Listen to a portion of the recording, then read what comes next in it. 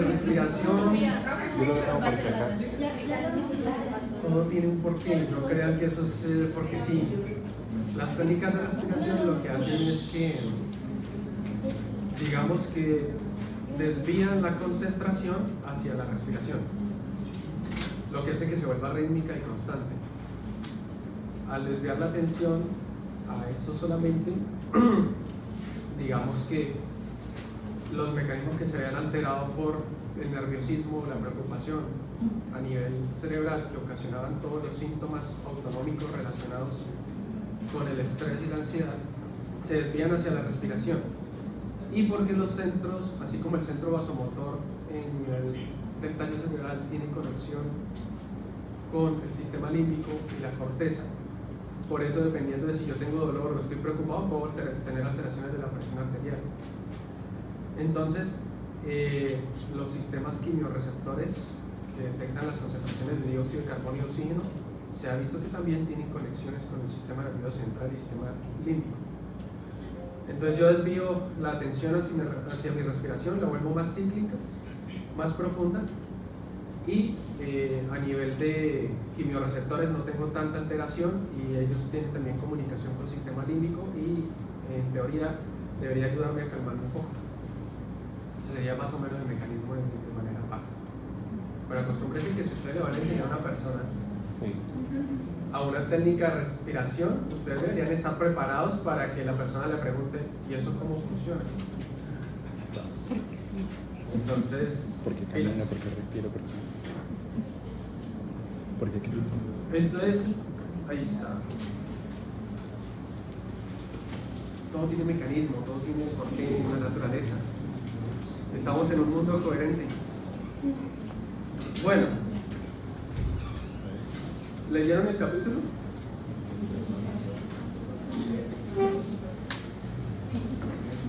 Vamos a hacer una cosa.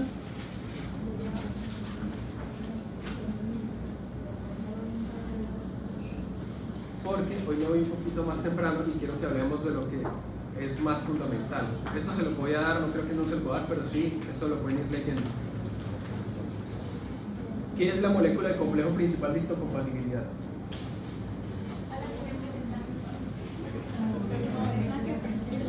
Es una molécula que está presente en prácticamente todas las células nucleadas del cuerpo.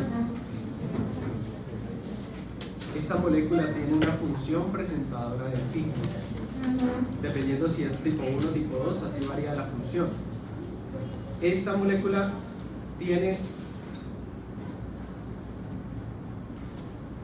una función presentadora de antígenos, pero tiene un poder recombinante alto, y entonces yo puedo tener algunas variaciones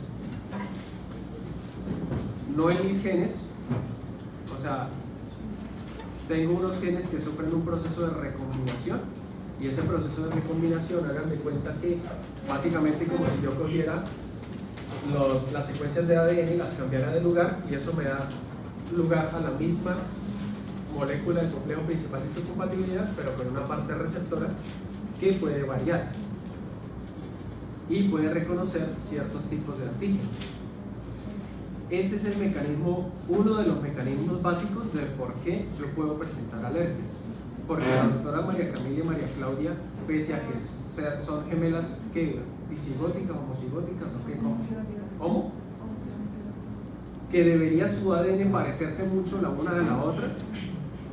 Una puede tener rinitis alérgica y la otra no. No está explicado solamente por el complejo principal de histocompatibilidad, y el complejo principal de histocompatibilidad de cada una puede ser incluso distinto porque se somete a procesos de recombinación, pero entre ellas dos tienen más posibilidades de aceptarse un trasplante.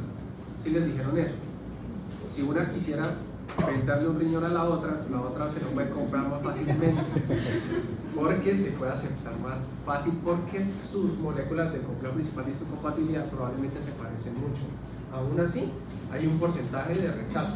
Puede haber un cierto porcentaje de que no sean compatibles, pero lo más probable es que sí sean.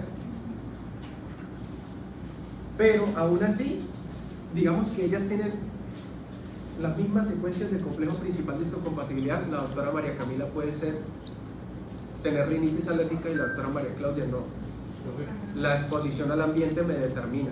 Señor. ¿Eso lo determina en genética o hay alguna parte de la genética? Genética, hablando del complejo principal de histocompatibilidad, pero hay otras en donde se ha involucrado también cierta tendencia de producción de citoquinas exagerada, ¿sí? Y distintos, digamos que distintos otros genes que se han visto implicados, no solo el del complejo principal de histocompatibilidad, que sería uno de los más importantes. Pero, aunque tengan la predisposición genética, una puede hacer la patología y la otra no. Depende del ambiente. Y ahí ustedes leyeron en el libro la teoría de saneamiento, higiene, la teoría es una teoría que se está poniendo muy de moda ahorita con estas mamás que, sobre todo mamás que son un poquito inteligentes, que leen de más, porque hay mamás que ustedes van a ver que no saben de nada de su hijo, no saben ni siquiera a qué lado está el corazón, izquierdo o derecho no saben. Hay mamás ahorita, mamás de estas últimas generaciones, que sí leen mucho y llegan a veces y pues leen tanto que a veces hasta saben un poquito más de uno de cosas que leen en internet, de teorías, de este tipo de teorías. Y son teorías que dicen que el privar a un niño desde edad muy temprana de todo tipo de antígenos no conlleva a que su sistema inmunológico en edades tempranas no se le presentó esos antígenos y por lo tanto en una edad adulta o adolescencia, que de pronto ya pues tiene libertad, sale al mundo, todo, se expone a estos antígenos que en realidad son inocuos y reaccionan a ellos, porque teóricamente es algo extraño. Si nosotros fuéramos en este momento a otro planeta que fuera habitable, nosotros empezaríamos a tener todo tipo de reacciones inmunitarias, porque nos expondríamos a la atmósfera de ese planeta que tiene de pronto otro tipo de sustancias diferentes a estas. Tendrá polen en el aire, que nunca hemos estado expuestos a ese tipo de plantas que hay allá. Comeríamos cosas y no seríamos capaces de procesarlas y al contrario nos caerían vómito y diarrea, porque probablemente, a ver, nosotros en este planeta podemos comernos casi todo lo que es comestible porque estamos emparentados con eso. Podemos comernos una papa porque estamos emparentados con una papa. Podemos comernos un banano porque estamos emparentados con un banano. Es decir, todo lo que es en este planeta, el que tiene o que pueda ser asimilable por nosotros, por ejemplo para producción de energía, nuestro cuerpo lo reconoce porque todos fuimos creados en este planeta desde un inicio.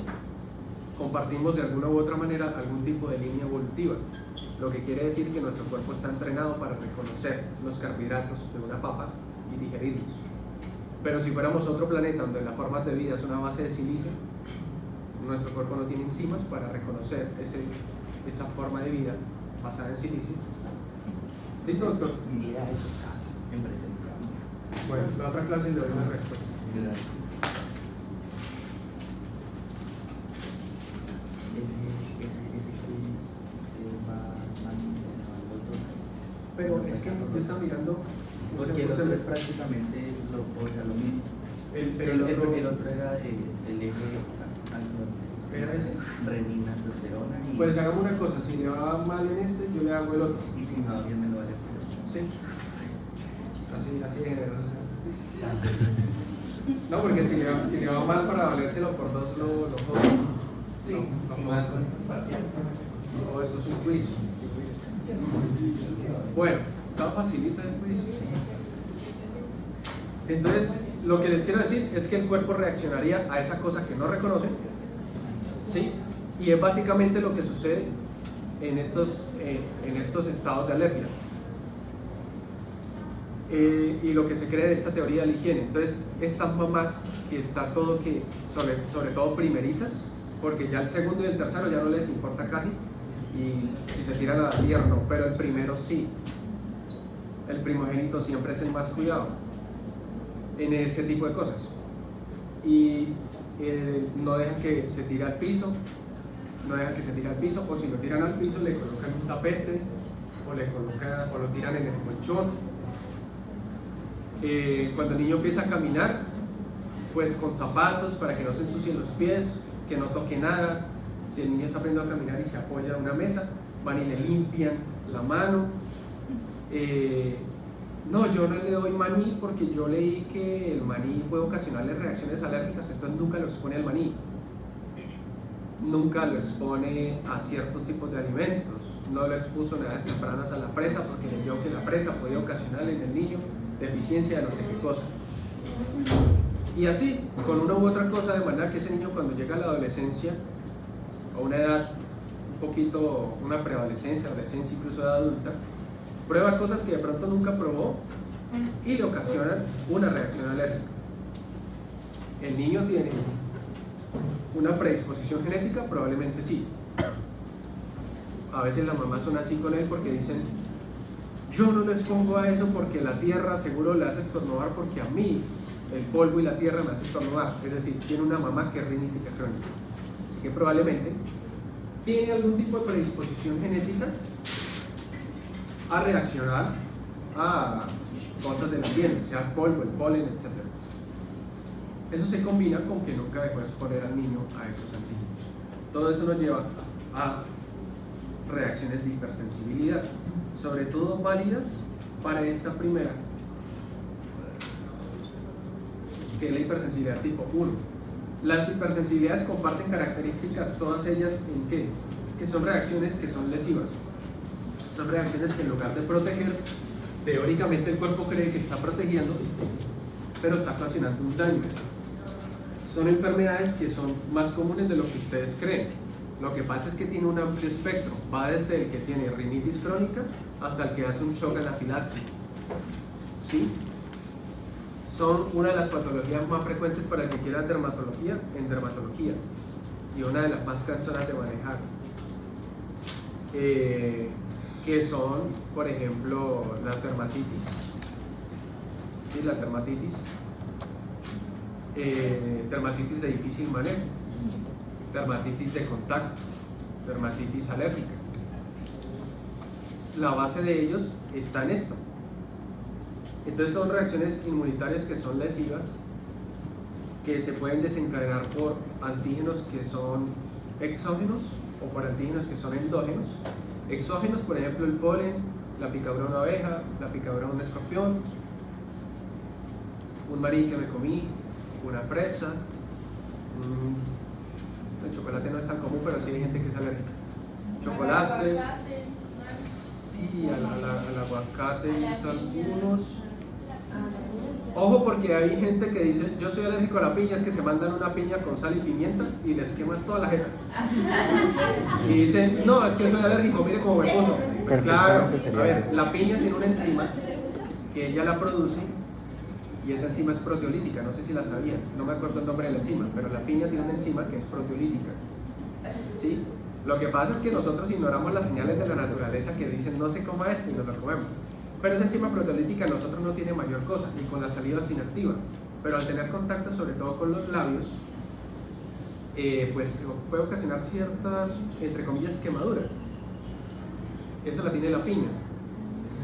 Sobre todo esta, no tengo conocimiento si la papaya también. No tengo conocimiento. Sí, los camarones también ocasionan alergia. Bueno, entonces los pacientes se van a llegar, no, es que yo soy alérgico a eso. Lo mismo la alergia a la penicilina, entre comillas, ahora todo el mundo es alérgico a la penicilina. Les hacen la prueba, a veces se lo hace una jefe que sabe cómo hacerla, pero no sabe cómo interpretarla. Y la jefe se toma el rol de médico de hacerla y de interpretarla. Le hace la prueba, le coloca la pápula se dermatiza, claro, o sea, la prueba es, yo coloco penicilina entre las capas, entre la dermis y la epidermis, yo coloco ahí y ellas se separan. Entonces yo estoy ocasionando una disección de las capas y ahí se acumula el medicamento. Eso duele muchísimo, porque si ustedes separan la dermis de la epidermis, eso duele, porque la dermis es una capa vascularizada que tiene altas fibras nerviosas y la epidermis pues tiene fibras nerviosas. Cuando yo hago esto, básicamente estoy rompiendo la unión entre las capas y eso duele. Eso es un estímulo lesivo, eso ocasiona inflamación. Y aparte pues la penicilina está en este. Entonces eso se pone rojo y duele. Pero eso tiene que, y está descrito cuánto de inflamación y cuánto de extensión de esa inflamación tiene que tener para considerarse alérgico, porque todos vamos a hacer inflamación, porque es un cuerpo extraño que está en las capas de la piel y lesionamos la piel. La diferencia es, el doctor no hace una reacción inflamatoria, es una pápula pequeñita roja que duele y a mí se me pone rojo casi todo el antebrazo. ¿Quién es alérgico? Yo. El doctor no es alérgico. Pero el doctor y a mí nos catalogan como alérgicos, casi siempre lo hace la enfermera o hasta a veces el mismo paciente. Le dicen, no, usted no es alérgico. Pero ¿cómo no? Mire cómo me puse. Pues claro, usted no es Superman. O sea, usted le inyectan algo y le ocasionan un daño porque le están ocasionando un daño. Usted no puede esperar que inmediatamente esto pues se revierta.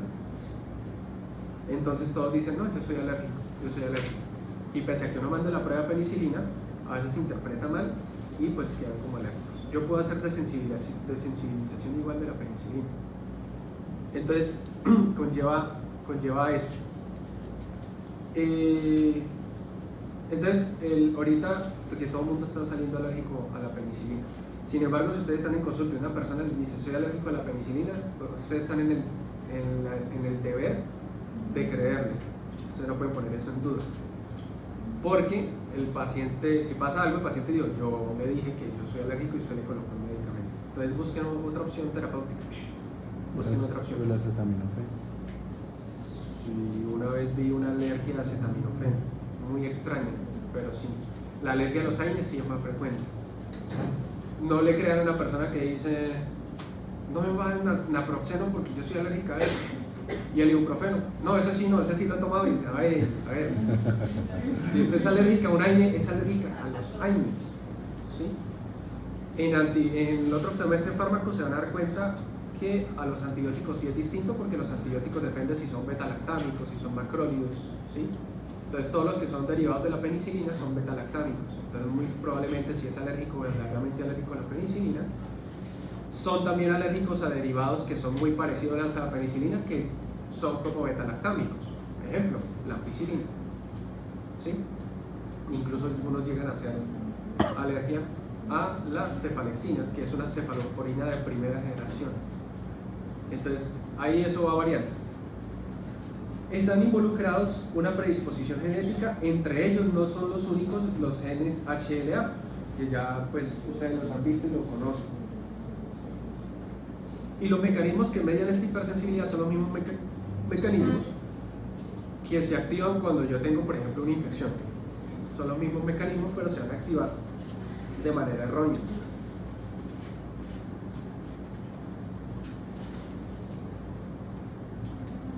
Hipersensibilidad inmediata o tipo 1. Esta es una hipersensibilidad mediada ¿por qué? Tenemos una combinación ahí de T-helper, específicamente los dos, mastocitos, inmunoglobulina D que fue producida por linfocitos B, células presentadoras de antígenos también, pero la base de la patología acá están los mastocitos sensibilizados con una inmunoglobulina E en su membrana, en su receptor. ¿Cómo es el mecanismo? Básicamente una primera exposición. Tiene que haber una primera exposición. Yo no, pudiera hacerlo, pero yo reacciono en estos mecanismos de manera exagerada contra algo que yo ya conocí previamente y que el cuerpo lo toma como que es algo peligroso. ¿Por qué? Porque tiene un complejo principal de histocompatibilidad que seguramente lo reconoce, lo presentan las células presentadoras de antígenos y tiene una activación. En un primer momento, la persona comió camarón, un ceviche de camarón. Los mariscos tienen contacto en todo el tracto gastrointestinal con la parte epitelial del tubo digestivo, intestino, estómago. Las células presentadoras de antígenos están vigilantes en las zonas endoteliales y en esas zonas endoteliales también hay células de linfocitos T. Las células presentadoras de antígenos captan esos antígenos porque tienen un receptor que reconoce ese fragmento de pedacito de camarón que se digirió y se convirtió en una proteína mucho más pequeñita y reconoce esa secuencia porque tiene unos genes que se modificaron de cierta manera para producir un receptor y casualmente ese receptor es capaz de reconocer ese tipo de antígenos. Tiene entonces esa predisposición, la célula presentadora de antígenos capta eso, lo reconoce su complejo de histocompatibilidad y va y se lo presenta a los linfocitos que están en esa zona, que todavía teóricamente no tienen una diferenciación como tal. Entonces ella le presenta a los linfocitos T, que entre comillas son vírgenes, ellos nunca se han expuesto a ese antígeno, ella se lo presenta y él dice, listo, se va y comienza a diferenciarse en un linfocito T helper 2 y él tiene también una función presentadora de antígenos, él va a activar a los linfocitos B, le presenta también esos mismos antígenos y el linfocito B comienza un proceso de activación y de maduración para especializarse. Ustedes vieron en inmunología que ellos se especializaban según los tipos de inmunoglobulinas, tenían una especie de especialización. Él empieza a sufrir una especialización para producir inmunoglobulina E. El linfocito B, entonces, toda esta exposición pasó, pero el linfocito B se expuso a esto, sufrió su proceso de activación y maduración, especialización, y él ya pasó mi exposición a antígeno, pero él aún lo recuerda y produce inmunoglobulina E, que ya está lista. La inmunoglobulina E circula, pero no va a encontrar ya los antígenos porque ya se eliminaron del cuerpo, pero sí se puede depositar la inmunoglobulina E en los receptores de los mastocitos, los receptores para la porción FC de la inmunoglobulina. Se depositan en los mastocitos y esos se llaman mastocitos ¿qué? Sensibilizados. Y ustedes lo están viendo allá. Se le pega la inmunoglobulina E al mastocito. Algunos libros dicen que también puede pasar algo muy similar con los eosinófilos, con los basófilos, no me acuerdo. Yo les traigo el dato mañana. Sé que con uno de los dos puede pasar algo similar. Con los basófilos, creo que sí. Bueno, pero la base de la fisiopatología acá son los mastocitos, que están sensibilizados. La persona dijo, listo, ella, bueno, dice su novio, el ceviche que nos comimos que día estaba rico. Y ella dice, sí, yo quiero. Él dice, camine. Y van y se comen un ceviche. Ella se lo empieza a comer y él dice, coma rápido que ahorita más tarde se lo como. Y él está pensando, ahorita más tarde, vamos. Y ahorita más tarde, que no sé qué, ese ceviche me costó caro. Y empieza ella a ponerse roja. Y él dice, la traigo nerviosa, estoy poderoso. Y entonces ella empieza a sentirse como que empieza a darle calor. Y dice, ese ceviche tenía como borojó.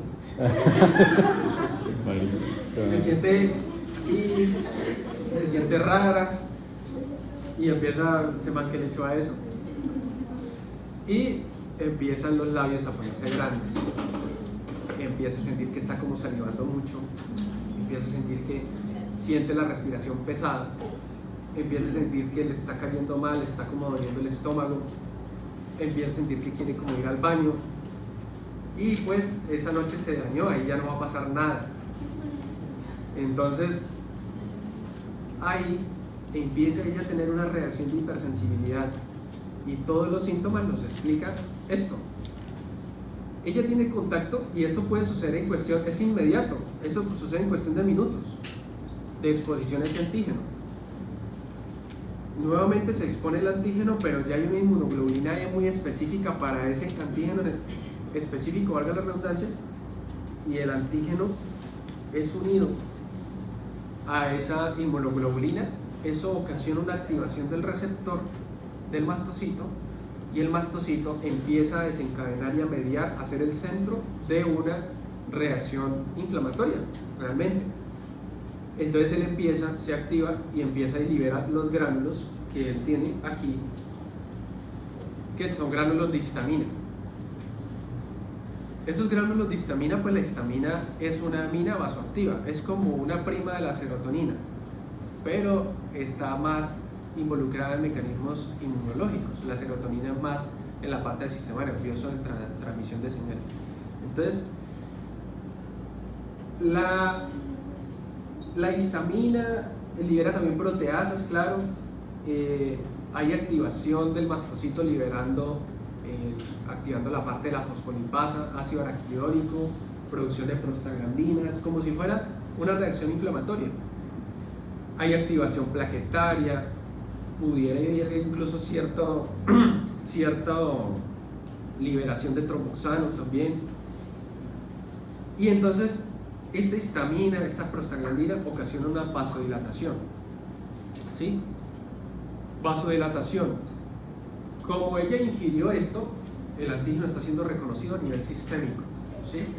Si ella se expusiera al antígeno a nivel de la piel, la reacción es local, pero en este caso es una reacción sistémica y ella se pone roja. Él empieza a ver que se pone roja y ella dice: tengo mucho calor y siento como que me está como si tuviera fiebre, como si me estuviera sintiendo caliente. Está teniendo una vasodilatación generalizada, está teniendo una vasodilatación tan potente que incluso a nivel de la piel se está dando. Eso aumenta el flujo sanguíneo, ella se pone rojita, empieza a sentir calor, ¿sí? Por la desviación de la circulación hacia el nivel de la piel, que sangre caliente está circulando a nivel de la piel, ella siente ese calor. Esa vasodilatación puede empeorar y llevarme a una hipotensión incluso, pero digamos que todavía no hemos llegado hasta allá. Empieza a dolerle el estómago. ¿Por qué? Porque hay una contracción del músculo liso y aumento del peristaltismo a nivel intestinal. Esa misma histamina y esta misma prostaglandinas que se liberan a ese nivel en el músculo liso vascular hacen vasodilatación, pero en el músculo liso intestinal hacen vasoconstricción, no, porque estamos hablando del músculo liso intestinal, entonces hacen constricción, porque estamos hablando de intestino, no de un vaso. Entonces hacen contracción del músculo liso intestinal, eso hace que el intestino empiece a hacer esto. Eso es como mecanismo de defensa ¿de qué? Porque el cuerpo cree que ella ingirió algo que es muy peligroso, entonces el aumento de la contracción aumenta el peristaltismo y lo que quiere es eliminar rápidamente eso. El aumento del peristaltismo está relacionado con la diarrea. Entonces, si yo tengo aumento del peristaltismo, tengo diarrea. Los pacientes hipertiroideos tienen aumento del peristaltismo. Por eso, pacientes hipertiroideos pueden tener diarrea. ¿Sí? Entonces, el aumento del peristaltismo conlleva la diarrea. El aumento del peristaltismo ocasiona contracciones fuertes a nivel intestinal y eso es el mecanismo de lo que se conoce como cólicos. Las mujeres lo sufren a nivel uterino. Entonces hay cólicos, a ella le empieza a doler, tiene ganas de ir al baño porque empieza a haber secreción a nivel del intestino, secreción mucosa, porque empieza a haber estimulación de todas las glándulas por este mecanismo de la histamina y las aminas y la prostaglandina. Hay secreción glandular, empieza ella a salivar, empieza a haber secreción glandular a nivel del intestino, eso secreta moco, secreta líquido a nivel del intestino, aumenta el contenido del intestino y ella, pues le dice: espera un momentico que voy a ir al baño a lavarme las manos, y se va para el baño y no alcanza a llegar y ¡tra! Y se descose porque no lo puede evitar porque tiene una diarrea por todos estos mecanismos. ¿Puede tener vómitos? Sí, puede tener vómito. Este aumento del peristaltismo, esta contracción puede ser tan potente que puede incluso afectar la parte de aumento de la presión gástrica, que condiciona a que haya aumento de la presión en el estómago, contracción del mismo músculo del estómago, se relaja el esfínter esofágico inferior para poder vomitar, porque el cuerpo entiende que ella ingirió algo muy peligroso, toca sacarlo de cualquier manera, vomitando y por medio de la diarrea y el peristaltismo. Entonces ella siente calor, se siente mal, siente que quiere ir al baño, siente que tiene cólicos y tiene diarrea. Siente que le está faltando el aire también, porque a nivel del músculo liso bronquial ocasiona una contracción del músculo liso. Entonces esto cierra el paso del aire. Y esto es el mecanismo del por qué una paciente que esto lo lleva a un shock anafiláctico o una reacción mucho más severa, hay pacientes que se mueren de esto no tanto por la parte vasoactiva, como shock anafiláctico como tal, sino que se muere primero por una vasoconstricción intensa de los bronquios. ¿Sí? Se puede morir primero por eso. Entonces no crea que toda reacción inmunológica anafiláctica lleva al shock y todos los pacientes se mueren de shock anafiláctico. No.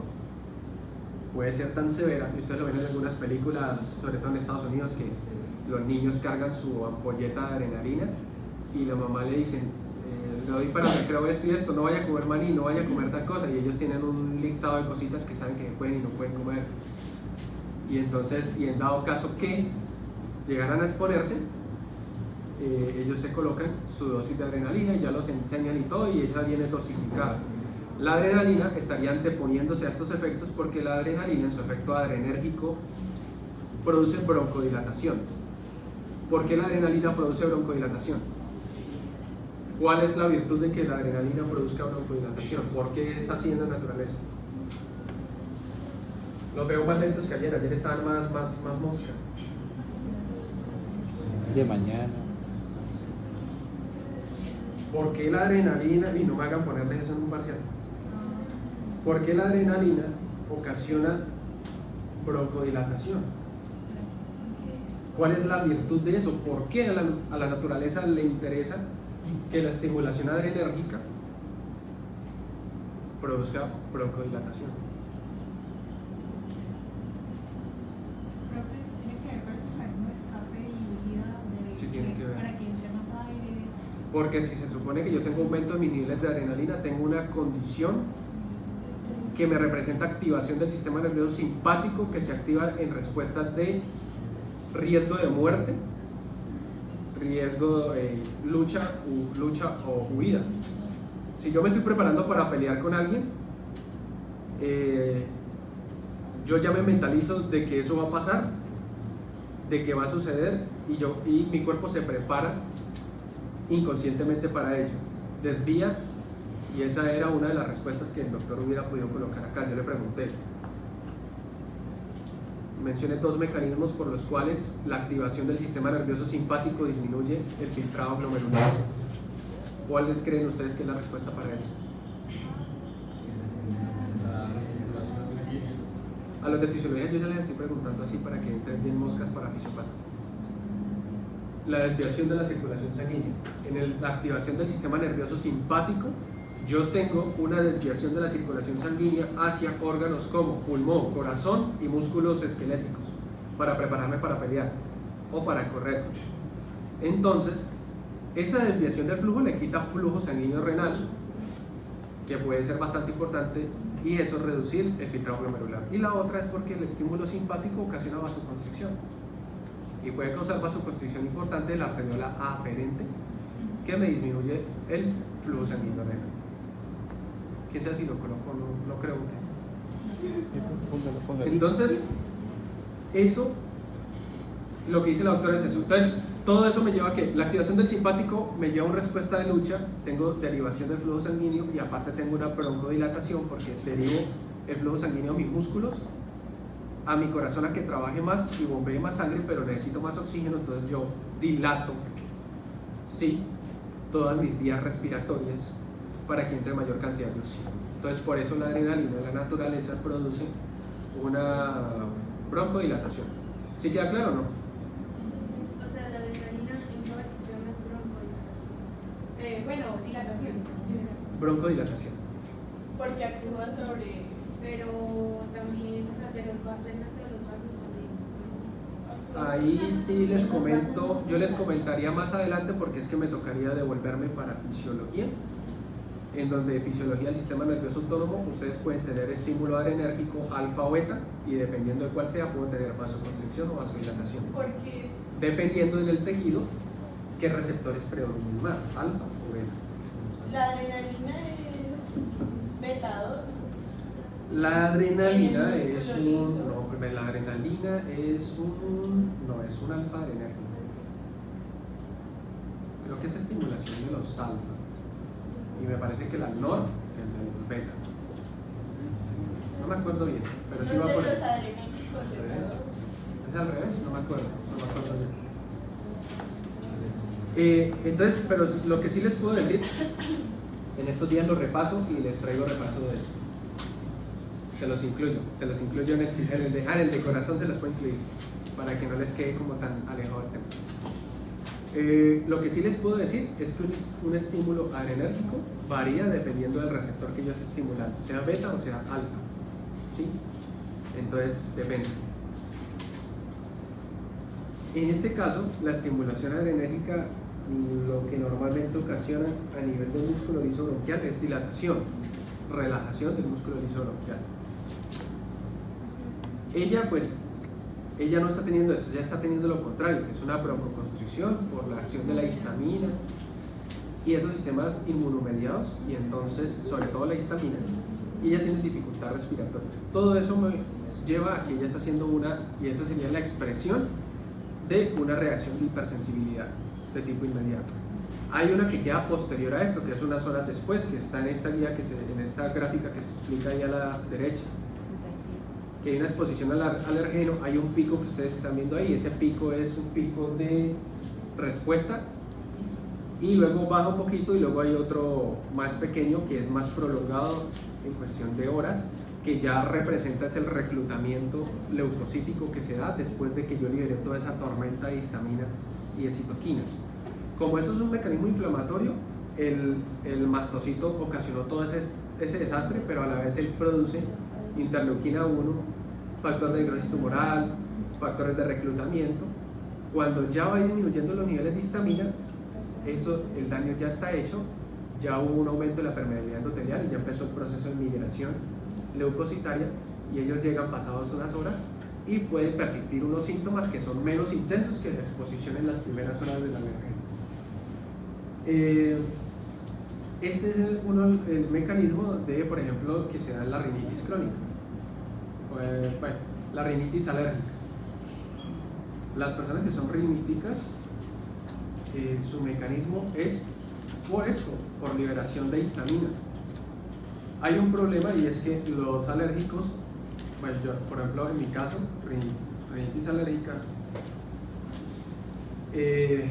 comienza desde una edad muy temprana, y desde una edad muy temprana nos exponemos a antihistamínicos. El problema es que nos volvemos muy eficientes para metabolizar los antihistamínicos, de manera que no llega un momento en que no nos funciona. Yo ya estoy en los últimos, que es fexofenadina, y más para arriba, que es el que ustedes conocen en las farmacias como el famoso Alegra. Eso es fexofenadina, que es un antihistamínico de última generación. Los antihistamínicos vienen de primera, segunda, tercera y creo que ya es cuarta ya ahorita. Entre más cercanos a los de primera generación producen somnolencia, entre comillas, ¿sí? Que son la clorfeniramina, etc. Ellos penetran barrera hematoencefálica y tienen cierta actuación a nivel del sistema nervioso central en la parte de los neurotransmisores y da sueño.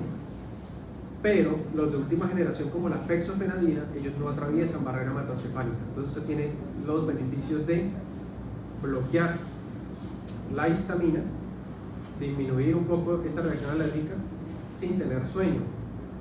Pero en mi caso, por ejemplo, y el de otros que han sido expuestos a esto desde pequeños, ya la clorfeniramina no nos produce sueño. De hecho, yo una vez iba para turno, estaba en una crisis y no paraba la rinorrea, no paraba con nada. Tenía una cetiricina en la mano, me la tomé, no me hizo nada. Yo normalmente no me tomo una, yo me tomo 2 de entrada. Entonces esa vez me tomé 2 de entrada y nada, yo seguía, ya había casi una hora que me la había tomado.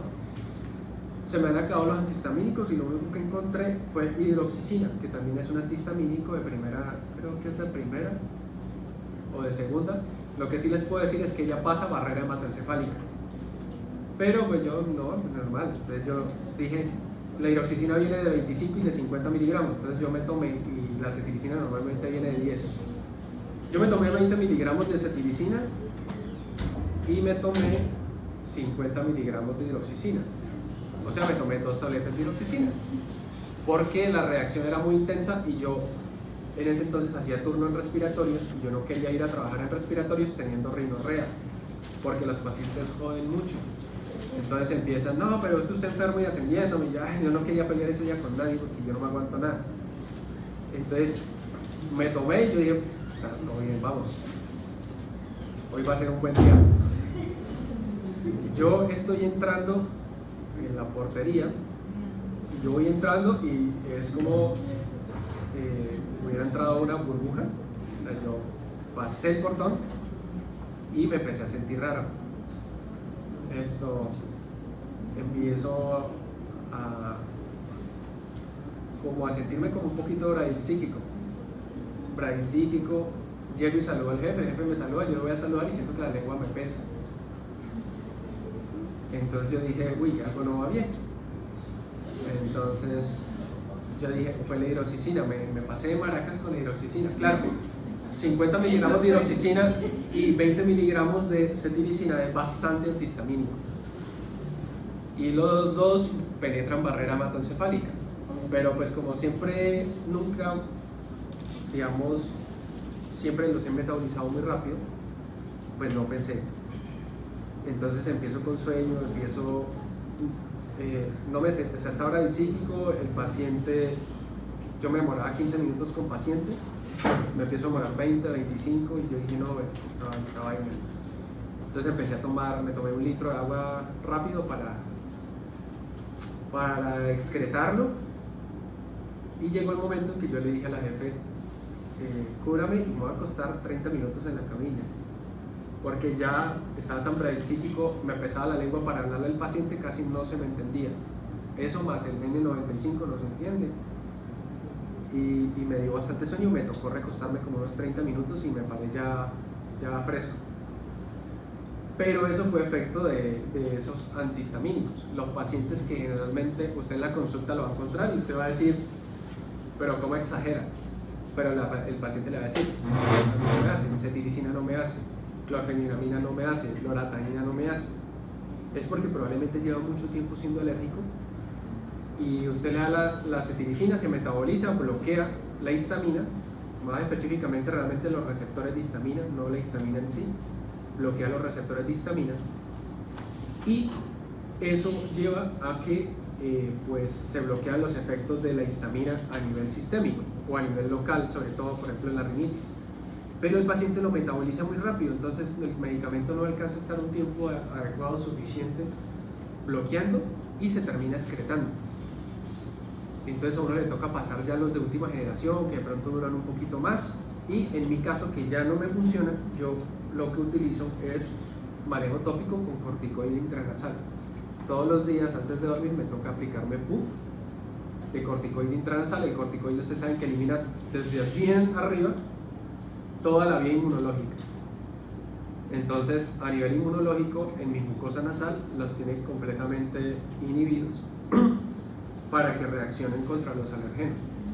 Porque en mi caso es contra el frío, el aire acondicionado, el polvo, cambios de temperatura. ¿Cómo a los riníticos alérgicos se les puede estimular con el frío o el calor intenso, y aparte de la reacción? Para allá iba, porque ustedes leyeron ahí. Esto lo explica porque la molécula se une a la inmunoglobulina. Por ejemplo, el polen, el polvo, los ácaros tienen antígenos, se inhalan y se pegan y ocasionan. En el caso del frío-calor no se sabe cuál es el mecanismo, porque no hay una molécula específica, porque el frío y el calor no son sustancias, son sensaciones o físicas. No se sabe cómo es, pero el mastocito reacciona a estímulos como el frío y como el calor, e incluso estímulos mecánicos como el golpe. Si ustedes se golpean la nariz, empiezan a estornudar, ¿sí? Pero ya, si un rinítico crónico se golpea la nariz, eso es un caos, porque va a durar ahí toda la mañana o toda la tarde, con secreción, con estornudos, con edema, se le tapa la nariz. Entonces, el mastocito no solo reacciona a la molécula que se le pega como tal a la inmunoglobulina E, sino que reacciona a estímulos físicos, como el calor, como el frío o como los cambios de temperatura, y a los estímulos mecánicos. No se sabe el mecanismo de cómo es, ustedes lo pueden buscar y no les van a decir una vía específica, lo único que se sabe es que eso lo ocasiona. Y en mi caso es así, es contra sustancias y contra sobre todo contra el frío. Entonces yo con mi puff me controlo, con mi corticoide. El problema de eso es que tienen que usarlo un tiempo y luego se debe suspender porque usado crónicamente por mucho tiempo puede predisponer a hacer una candidiasis nasal o a que algún oportunista colonice porque usted está inhibiendo todos los mecanismos inmunitarios, incluso los innatos, a nivel de la mucosa. ¿Sí les queda claro o no? Ahí les metí un poquito de farmacología. Entonces el rinítico crónico tiene ese problema. El que tiene dermatitis alérgica también. Dermatitis alérgica al anillo, al componente del anillo. Dermatitis alérgica a las cadenas.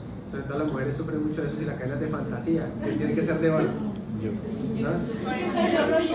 bueno. Tiene que ser de oro para que no. Entonces el novio le dice, no mami, si es esto de plata. Y eso se lo pone y dice, mentira, mire esto como me puso. Y le muestra aquí, es el cuello está que se le rompe ya de lo rojo. Entonces la mujer a la fantasía, imagínense. Muchachos, les doy un consejo. Si les sale muy costoso darles un collar de plata o de oro, cómprenle de acero quirúrgico. Ahí les doy ese tip. El acero quirúrgico no tiene cómo reaccionar, o sea, no tiene inmunológicamente es inerte.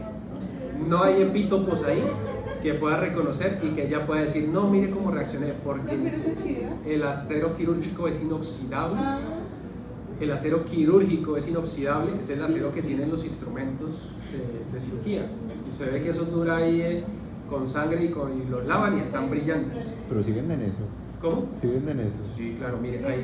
Le digo ay, a ver. Para notar. En el Jardín Plaza, hay una tiendita que es la que está frente a Popsi. Sí. Esa tienda se llama Asium. Asium se llama. Está frente a Popsi. Ellos tienen como una vitrinita ahí. Sí. Ellos trabajan todo lo que es acero quirúrgico. Wow. A mí me gusta allá, no tengo ninguna relación con ellos, sino que me gusta comprar allá porque me han salvado más de una vez de un Pero voy a decir que Dígale que los envió el doctor Navarro. Porque tiene que pagar por publicidad. Ellos, por ejemplo, trabajan el acero quirúrgico. El acero quirúrgico no se oxida y es inmunológicamente inerte. La capacidad de que hagan una reacción al acero quirúrgico es casi nula. ¿Sí? Entonces, si les queda caro una cadena de plata, una de oro, les compra una de acero quirúrgico, que incluso se le negrea menos que la plata, no le reacciona inmunológicamente y se puede ver bonito y se ve bonito. Y si la brilla, pues le queda brillante. Entonces se ahorran ahí. Sí, ¿no? Que yo quiero baño en oro, mira mami, acero quirúrgico. Esto le dura para, mejor dicho. Entonces ahí les doy el tip. A los hombres sobre todo, porque yo sé lo que es ahí que le piden a uno con una cadena. Entonces yo me solidarizo. El acero quirúrgico. Hay mujeres que reaccionan, pues yo no sé por qué siempre hablo de mujeres, reaccionan a la plata. Y algunas al oro no. Casualmente. Más raro. Entonces, la reacción pues es en la piel, ¿sí? Dermatitis de contacto. Los hombres solemos hacer dermatitis de contacto en la zona del reloj, pero más que porque reaccionemos contra la cuerina del reloj o contra el metal acá de esto, es porque generalmente es una dermatitis por presión. A veces nos colocamos el reloj muy apretado o estamos en una posición, por ejemplo acá, y ese estímulo mecánico, ¿sí?, desencadena una reacción y es una dermatitis por presión. Hay diferentes tipos de dermatitis, entonces eso sucede. Por ejemplo, bueno, pero es que en los niños es más una dermatitis química. La dermatitis del pañal tiene un componente doble, tiene un componente que es alérgico y un componente que es químico, porque es la misma orina del niño, la orina quema la piel del niño, y entonces tiene una dermatitis porque literalmente tiene una quemadura y tiene una dermatitis por contacto con el mismo pañal. Eso es. Entonces, fíjense, miren todas las aplicaciones clínicas que tiene esto. Todas las aplicaciones clínicas que tiene. Entonces, esto es básicamente una reacción de hipersensibilidad de tipo 1. ¿Les quedó claro? ¿O no? Sí, señor. Y esto es las maneras en que se puede manifestar una de tipo 1. Silencio. ¿Hay más patologías? Claro que hay más. Ahí están como las principales, que esto es de la Robinson. El máximo estado al que un paciente con una reacción de hipersensibilidad tipo 1 puede llegar es la anafilaxia. Eso es como lo más grave que se puede poner. Un estado de anafilaxia, un estado que cursa con obstrucción de las vías respiratorias, con un shock anafiláctico, con un edema laríngeo. El asma bronquial también se comporta de esta manera. ¿Sí? El asma bronquial, las personas que se exponen a algunos alergenos como por ejemplo el polen, el polvo, los ácaros e incluso el frío, puede desencadenar una crisis de asma. Hay gente, creo que no está descrito también el mecanismo, pero yo se lo puedo buscar, que hay asmáticos que hacen crisis de asma por ejercicio, crisis de asma desencadenadas por ejercicio, también puede suceder.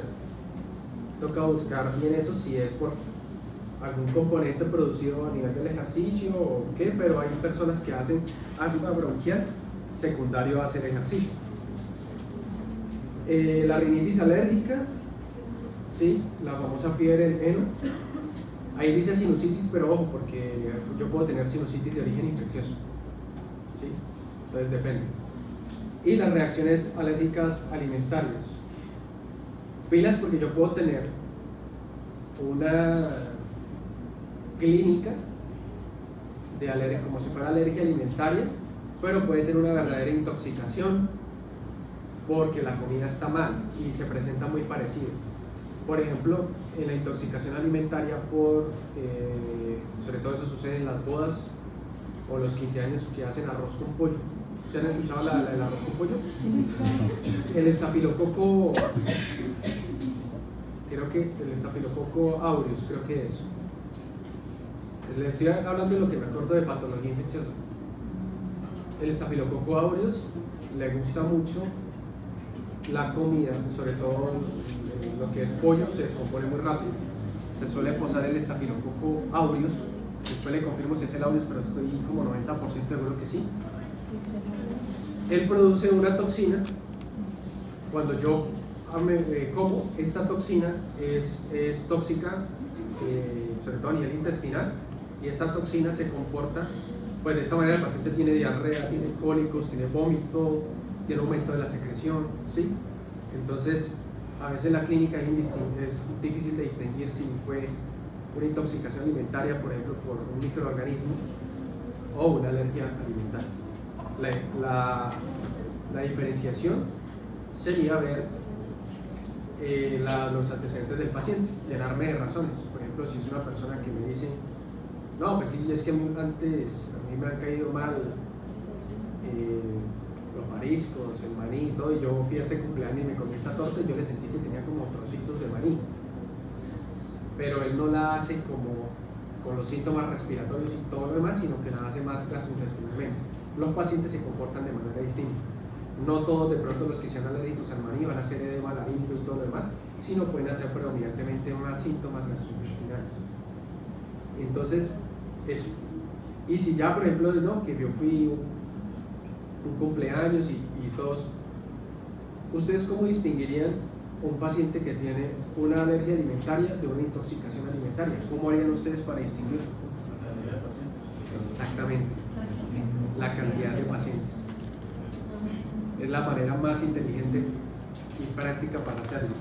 Está bien, porque si el doctor me dice, llegué muy malo, no aguanto, yo comí esto en un matrimonio, y yo le digo, bueno, usted antes había hecho, y él me puede decir, no, pues yo no me acuerdo, pues yo antes sí he comido esto, he comido lo otro, pues acá sí había una salsa, pero yo no sé con qué estaba preparada. Entonces uno dice, bueno, ¿y quién más está así? No, yo fui con un primo y fui con mi papá y ellos también están así con lo mismo. Bueno, probablemente no es que él sea alérgico a lo que comió, sino que probablemente la comida está en mal estado. Ya, imposible, 3 personas, sí, van a ser. Ahora, si son familiares, bueno, listo, entonces no, ¿quiénes más? No, los demás invitados de la fiesta, algunos sí se pusieron así. Algunos se pusieron así, entonces yo digo, bueno, listo. Probablemente más una intoxicación alimentaria que una alergia alimentaria. ¿Si lo distinguen o no? Esa sería una de las formas más fáciles. Mire que con una pregunta ustedes pueden hacer un diagnóstico diferencial. Usted le pregunta, ¿cuántos están así? No, pues fuimos 30 y solamente yo amanecí así. Probablemente es algo ya de... ¿Listo? ¿Entendieron hasta ahí? Vamos un momentico con la tipo 2 de lo que alcancemos. Entonces, la primera, ¿quiénes estaban mediando? Mastocitos, inmunoglobulina E y los T helper 2 y los linfocitos B. Pero ya en la parte efectora, de todos los síntomas y esto es mastocitos. Porque los T helper, digamos que cumplen su función hasta el momento que van y le presentan al linfocito B. Y el linfocito B cumple su función hasta el momento que produce la inmunoglobulina E. Pero los síntomas están explicados por el mastocito. Ahora, hipersensibilidad mediada tipo 2, mediada por anticuerpos. Yo tengo una condición también, generalmente, acá también tengo que tener una exposición previa, ¿sí o no? Sí. Acá yo ya tengo que tener una exposición previa. Yo tengo una predisposición genética y tal vez también una ambiental que hace que mis células del sistema inmunitario reconozcan ciertos antígenos, que el mecanismo puede ser endógenos o pueden ser exógenos. Entonces, se reconocen, ellas presentan, las células presentadoras de antígenos a los linfocitos T, a los linfocitos B. Hay una activación muy parecida, pero acá más que explicarse la clínica por los mastocitos, se explica porque acá cuál es la inmunoglobulina que predomina. La G. En la anterior era la inmunoglobulina E, en esta es la inmunoglobulina G, la que generalmente está implicada en todos los síntomas que yo voy a tener. Porque la hipersensibilidad mediada por anticuerpos tipo 2 ¿es inmediata o no es inmediata? No es. O sea, algunos me podrán decir, no, pero es inmediata en la cuestión de que puede reconocerlo de una vez y desencadenar. Generalmente no. La tipo 2 es prolongada en el tiempo. En la tipo 1 yo puedo tener la alergia ahorita, pasa, el alergeno se eliminó y yo ya en la tarde puedo estar normal. En la tipo 2 yo no puedo estar en la mañana bien y en la tarde, en la mañana estar mal y en la tarde ya no tengo nada. Generalmente eso, porque la inmunoglobulina G, acuérdense que la inmunoglobulina G está implicada en la inmunidad a largo plazo. Entonces la inmunoglobulina G es decir, la que nos permite que nosotros no volvamos a adquirir ciertas infecciones. Por ejemplo, la inmunoglobulina G contra la varicela. Ya acá todos les dio varicela, ¿no? No, a mí no me da varicela. ¿No? Bueno, los demás fueron vacunados, ¿o qué? Sí, claro. Bueno, los que nos ganamos la inmunidad como los verdaderos romanos que somos, sufrimos la varicela y eso pues la inmunidad está bien ganada. Y esa inmunidad se representa como linfocitos B que permanentemente están en mi plasma secretando inmunoglobulina G. Pero yo no tengo millones de linfocitos B en este momento produciendo inmunoglobulina G contra varicela. O sea, póngale que de millones, la proporción que yo tengo no es ni el 10%. ¿Qué es lo que sucede? Tengo una población de linfocitos B que sabe que tiene que seguir produciendo toda mi vida inmunoglobulina G contra el virus de la varicela. Si yo entro en contacto ahorita con el virus de la varicela, entrará en contacto con alguno de esos anticuerpos. Probablemente esos anticuerpos no son suficientes para combatirlo, pero sí me va a activar esa línea específica de linfocitos. Esa es la famosa activación clonal y la proliferación. Todos estos linfocitos que ya reconocen esto y que son activados por ese antígeno que yo ya tuve contacto con él, empiezan a reproducirse y a proliferar y a producir más linfocitos B que ya son capaces de producir esa inmunoglobulina G específica contra él. Entonces, la inmunoglobulina G es la inmunidad de nosotros y está implicada en esto, y por eso esa hipersensibilidad ocasiona daños a largo plazo, porque está permanentemente activa si yo no causo un bloqueo. En la hipersensibilidad de tipo 1 yo puedo de pronto ahorita exponerme a un alergeno, tener la secreción, todo, pero si de pronto yo reposo incluso sin necesidad de tomarme medicamentos, esto puede pasar. En esta no, en esta sigue y sigue y sigue porque el estímulo sigue. Entonces, yo tengo una exposición previa, yo tengo la predisposición genética, se reconocen los antígenos, todo, y yo tengo que ese antígeno que reconocí y al que se presentaron, las células presentadas de antígenos, se enviaron los linfocitos B y T. El antígeno pasa, el antígeno se elimina, pero ya quedó en proceso un mecanismo de activación, los linfocitos B ya fueron expuestos a esto y ellos comienzan a producir inmunoglobulina. En un primer momento es inmunoglobulina M, es inmunoglobulina entre comillas menos madura, se produce más rápido, ¿sí? Y la inmunoglobulina M con los días va descendiendo hasta que ya se produce la inmunoglobulina G, que se mantiene en una proporción constante en suero, en el tiempo. Esta inmunoglobulina G, el problema es que reconoce los antígenos que nosotros tenemos en diferentes partes de la célula y puede ocasionar daño celular. El mecanismo pudo haber sido el siguiente: una persona por X o Y razón comienza a desarrollar autoinmunidad y comienza a reconocer antígenos propios como antígenos como si fueran extraños y comienza su propio cuerpo a dirigir anticuerpos contra esas células en específico. O el mecanismo es el siguiente: la persona adquirió una infección por un microorganismo X o Y, la persona empieza a desarrollar anticuerpos contra ese mecanismo, contra ese microorganismo, pero el microorganismo ya fue vencido por la inmunidad, ya se perdió, ya se venció y se destruyó. Pero esos anticuerpos que iban dirigidos contra ese microorganismo terminan reconociendo secuencias muy parecidas que iban dirigidas contra la pared de ese microorganismo, pero que se parecen mucho a las secuencias que están, por ejemplo, en la membrana basal glomerular o que están, por ejemplo, en el corazón. Entonces el paciente hace anticuerpos contra algo que ya no está, pero que estos anticuerpos reconocen secuencias de las células del mismo cuerpo y empiezan a atacarlos. Y como estas células nunca se van a ir porque están dentro de mi cuerpo, es un ciclo que se perpetúa, porque mientras el antígeno esté funcionando, se van a seguir produciendo los anticuerpos. Por eso esta inmunidad tiende a prolongarse tanto en el tiempo. Sin ir más allá, ejemplos: la miastenia gravis. ¿Sí la conocen? De la miastenia gravis se expone a un microorganismo, puede ser de los que ocasionan diarrea, un campylobacter, una shigella o incluso una infección respiratoria. El microorganismo ya se venció, pero con los días el paciente empieza a desarrollar una debilidad muscular.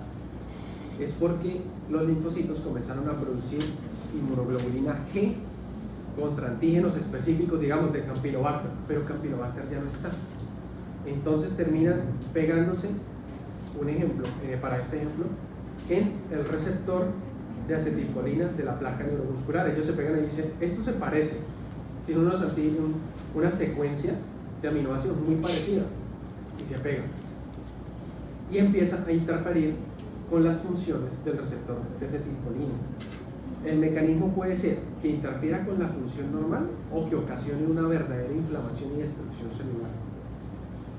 En las que interfieren en la función, un ejemplo está la miastenia gravis: se pega al receptor y no deja que funcione, aunque algunos libros dicen que puede haber destrucción del receptor, que se pega ahí y destruye el receptor. Otra es el hipertiroidismo por anticuerpos dirigidos contra el receptor de TSH, creo que es contra el receptor de TSH. Se pegan al receptor y digamos que no destruye las células tiroideas, sino que ocasiona una estimulación constante porque se pega en el receptor de TSH, entonces el receptor de TSH piensa que se le está pegando la hormona estimulante de la tiroides y le dice, tiene que estimularse. Y eso conlleva a que la tiroides produzca mayor cantidad de hormona tiroidea, lo que termina traduciéndose en un hipertiroidismo. Pero puede haber el mecanismo contrario, anticuerpos antitiroglobulina. La tiroglobulina es una proteína que está dentro del coloide de las células tiroideas y en ella se almacenan T3 y T4. Se producen anticuerpos contra la tiroglobulina y hay destrucción de la célula tiroidea, que en un primer momento yo voy a tener hipertiroidismo porque tengo liberación de la enzima, pero cuando ya se ha destruido casi la totalidad de la glándula, tengo un hipotiroidismo. La paciente perdió su glándula tiroidea por una causa inmunológica. Entonces, sí señor, sí señor. La que le nombré primero de que se estimulaba es Graves, y la que dice el doctor Hashimoto, destrucción de la glándula tiroides por anticuerpos que destruyen la tiroides. Casi siempre son antitiroglobulina y antiperoxidasa. Pero también TSH, pero para pues no estimulándolo, sino Destrucción destruyéndolo. del receptor y de las células. Entonces, hay los dos mecanismos. ¿Cuál más? ¿Qué más saben de esto? Antiglobulínicos y la otra. Antitiroglobulina, antiperoxidasa y contra el receptor también de TSH y ya. La de TSH la agregamos. La del receptor de TSH. Es que Es lo que es la estimulación. en una hay una estimulación, en la otra hay destrucción propiamente, sí, señor. Entonces, eso, para que miren cómo es la diferencia clínica. En una hipersensibilidad tipo 2 tengo dos expresiones clínicas completamente distintas. Una en donde tengo que se conserva la célula, se conserva su función, pero tengo una hiperestimulación, o en otra puedo tener incluso un bloqueo. Y en el otro aspecto clínico tengo una destrucción tisular. Ahora sí, leyeron isoinmunización RH. ¿Eso es una hipersensibilidad de qué tipo? Dos. Yo tengo una madre, generalmente el complejo, el factor ABO, si ustedes leen, van a encontrar literatura donde dice que las reacciones causadas por ABO pueden ser más frecuentes que contra el factor D, que es el factor D, que es el RH, pero que las de ABO no suelen ser tan graves. Las del factor RH sí suelen ser muy graves. El mecanismo es una paciente, una mujer que generalmente es RH negativo, aunque si es ABO negativo y RH negativo es peor. Es decir, ustedes saben que en el sistema ABO, que es el que usamos nosotros, el doctor es A positivo porque tiene la proteína A sobre la superficie de los eritrocitos. La doctora puede ser A negativo porque ella no tiene la proteína A. ¿Sí? O sea, el tener o no la proteína de tipo A me condiciona si yo soy A. ¿Sí? Bueno, A negativo realmente no. A negativo hace referencia a que tienes la proteína A y no tienes la proteína del factor RH. Si no tienes la proteína A ni la B, eres un O. ¿Sí? Entonces, el doctor, otra vez, el doctor es A, no positivo ni negativo. El doctor es A porque tiene la proteína A sobre los eritrocitos. La doctora, digamos que es B porque tiene la proteína B sobre los eritrocitos. Y la doctora es AB porque tiene la proteína A y la proteína B. Es decir, ella puede recibir una transfusión de él y de ella porque tiene las dos. Pero la doctora María Camila es O, no tiene ni la A ni la B. Y fuera de eso es O negativo. O sea, no tiene ni la A ni la B, ni tiene factor RH. Su sangre, sus eritrocitos no tienen ningún tipo de antígeno como tal que pudiera reconocerse, aunque hay muchos más antígenos descritos. Entonces, pero estos son los que están más involucrados en la inmunización. La doctora, que es O negativo, tiene muchísimo más riesgo de hacer estas patologías de su inmunización. Por eso en el control prenatal, cuando a usted le llega una paciente que no tiene ningún antecedente, que esta es su primera gestación, no tiene ninguna otra patología ni condición, pero es O negativo, es un embarazo ya de alto riesgo. Y uno va con cuidado con ella porque toca colocarle en ciertas semanas la inmunoglobulina anti-D para que ella no se vaya a sensibilizar, y en el momento del parto también. Entonces, el mecanismo es el siguiente: la barrera placentaria, si bien me permite que pasen nutrientes hacia el feto, no hay un verdadero intercambio antigénico de la madre con el feto. La sangre del feto no debería pasar hacia la sangre de la madre, no deberían entrar en contacto los dos. La placenta actúa como una barrera. Para profundizar más en eso habría que ir hasta la fisiología, pero lo que les puedo decir es que la placenta actúa como una barrera. Realmente no hay un intercambio antigénico entre los dos.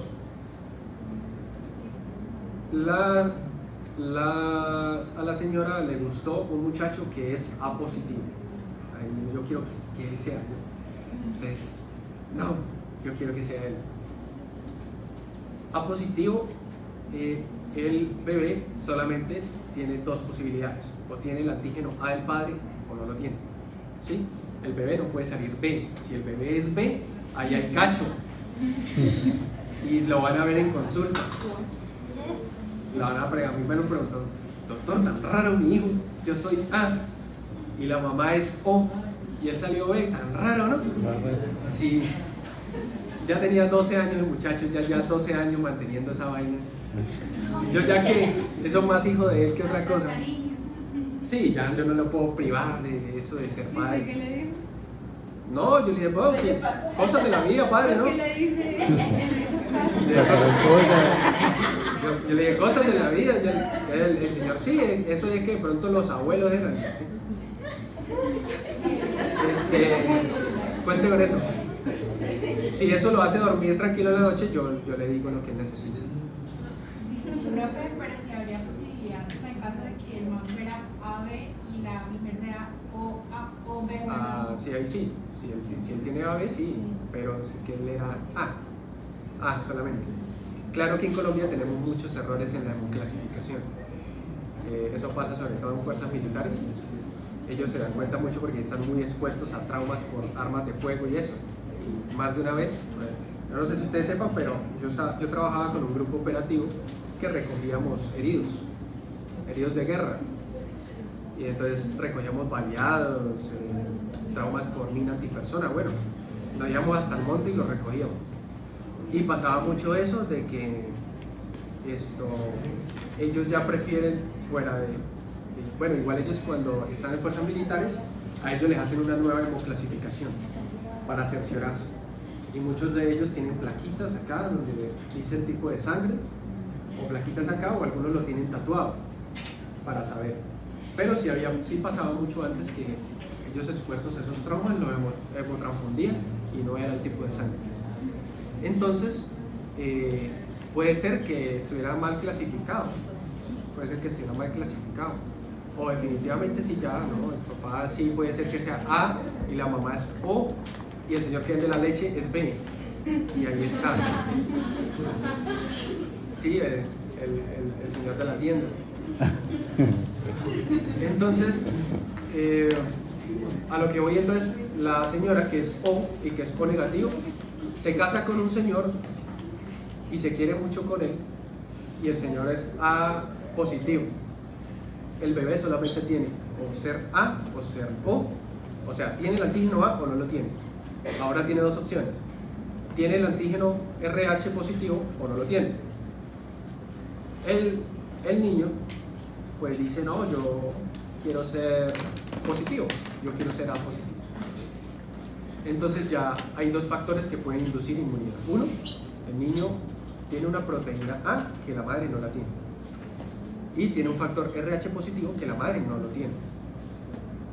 En él, que es el primero, no pasa nada. como ustedes que son el primer grupo de fisiopatología mío, van suavecito. Los del otro semestre, si sigo, ya van más duro. Ustedes que van más suavecito, pronto hasta ¡fu! Pero los que vienen ya no tendrán eso. Entonces, en él pasa lo mismo. Si no hay nada que altere el curso de ese embarazo, es decir, la mamá no tiene en ningún momento ninguna caída, ningún golpe, no tiene ningún desprendimiento placentario, no tiene ninguna amenaza de aborto, ese bebé pasa de agache y todo está bien. Y a la señora se le coloca la inmunoglobulina en las semanas que es, y en el momento del parto sí o sí va a haber combinación de la sangre del feto y de la madre, o en el momento de la cesárea sí o sí va a haber combinación de la sangre de ambos. Entonces se le coloca la inmunoglobulina D y logramos que ese antígeno que pasó a la sangre sea bloqueado por esa inmunoglobulina y el sistema inmunológico no alcance a reconocerlo. Por lo tanto, nunca se alcanzan a crear anticuerpos contra ese factor. Pero si es una señora que ella tuvo malos controles prenatales, es O negativo, el esposo es A o es B, pero es positivo, y ella nunca vino, le llega ya al final del embarazo, a veces solamente tiene una sola ecografía en donde solamente sabe si es niño o niña y no sabe nada más, no sabe si viene con síndrome de Down, no sabe nada, no sabe la translucencia nucal cómo viene. Entonces, no sabe nada. Nosotros no sabemos la sangre del feto y precisamente el niño sí salió A positivo. Y ella dice, no, yo tuve un sangrado en las primeras semanas, sí, o en el segundo trimestre, ahí ya hubo contacto de sangre de ambos. Esa señora ya tuvo una sensibilización y los linfocitos se empiezan a producir inmunoglobulina G. Lo más frecuente es que en este niño que ya pronto está al final del embarazo, de pronto no alcance a hacerle nada, no alcance. Pero para el siguiente embarazo, ella se embaraza del mismo padre y este niño también sale A positivo. Ya la paciente tiene creados una inmunoglobulina G contra ese antígeno RH que se expuso, y esa inmunoglobulina G sí puede atravesar barrera placentaria. La inmunoglobulina M no puede, la inmunoglobulina G sí puede. La inmunoglobulina G traspasa barrera placentaria y se dirige contra los antígenos RH positivos sobre los eritrocitos fetales. Se deposita ahí y media inmunidad de tipo 2. 1. Las células inmunológicas que están circulando reconocen esos anticuerpos y fagocitan los eritrocitos. 2. Los anticuerpos que están ahí pegados activan el sistema de complemento y lisan los eritrocitos. 3. Los anticuerpos que están ahí y que se depositan en ellos median aglutinación y pues no pueden funcionar adecuadamente. Todo eso termina llevando a que el niño haga una cosa que llama eritroblastosis fetal. Hace una anemia hemolítica, ¿sí? Hace una cosa que llama hidros fetal, se acumula líquido acá, tremendamente deformante. El niño hace una hepatosplenomegalia tremendamente grande que el hígado termina ocupando casi todo el abdomen, porque en niños, acuérdense que en fetos, en no natos todavía, que no están en vía intrauterina, el hígado tiene capacidad hematopoyética. Como él está perdiendo sangre, entre comillas, está perdiendo eritrocitos, el hígado se estimula mucho para producir la eritropoyesis. Se estimula tanto que el hígado tiene procesos de hipertrofia y de hiperplasia, y se estimula tanto que empieza a comprimir la pequeña vena porta del feto. El feto hace literalmente ascitis, empieza a hacer hipoalbuminemia, empieza a acumular líquido en todas partes y eso termina llevando al feto a la muerte. Y la paciente tiene un aborto en su segundo embarazo. Cuando sacan el feto está tremendamente deformado. Ustedes lo pueden buscar, se llama hidrops fetal, eritroblastosis fetal, y ustedes ven todas las alteraciones morfológicas que tiene. Eso termina llevando a la muerte del feto por una inmunidad de tipo 2, porque la señora nunca vino al control del primer embarazo, tuvo una amenaza de parto pretérmino, tuvo una amenaza de aborto, hubo sangrado, hubo cambio y ella nunca consultó. No se le pudo colocar la inmunoglobulina en las horas que son, porque eso tiene unas horas muy específicas, que creo que la última guía es hasta 72 horas. Nunca se hizo y ella se sensibilizó. En el momento del parto se tiene que volver a colocar, sí, como por protocolo el médico que atiende el parto dice, colóquenle la inmunoglobulina, por salvar responsabilidad, porque es importante hacerlo. Ustedes tampoco pueden decir, no, pero ella ya tuvo que haberse sensibilizado. ¿Para qué inmunoglobulina? Ustedes coloquen. No importa que ya esté sensibilidad, ustedes salven la tarjeta de ustedes, que es lo más importante. Y ustedes colocan. Se coloca inmunoglobulina a las tantas horas del parto, según la guía tal, que dice dentro de las 72 horas. Se desconoce si la paciente está inmunizada previamente por antecedente de amenaza de parto, sangrado, paciente con malos controles prenatales. Y ya, en el segundo evento, ustedes van a salvar a algún compañero, porque ya va a decir, mire, usted que me llevaba el control, tiene una historia clínica, un primer embarazo, donde dice que fue mal controlada y que tuvo combinación de sangre y no acudió. ¿De quién es la culpa? Nadie. ¿Usted cómo va a echarle para atrás una inmunidad de tipo 2 que ya está en juego? No se puede.